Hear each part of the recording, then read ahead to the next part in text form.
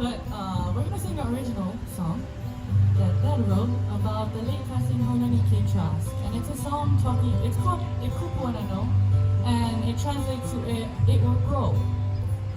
And it's written in half English and half Hawaiian. And it's kind of an inclusive song for people who might not know ʻOhana. And just like Haunani Kay Trask, she still had a voice. She still used her voice to empower Hawaiians. So it's just a song to show that you have a voice and your voice is important. So use it. So here's an original song.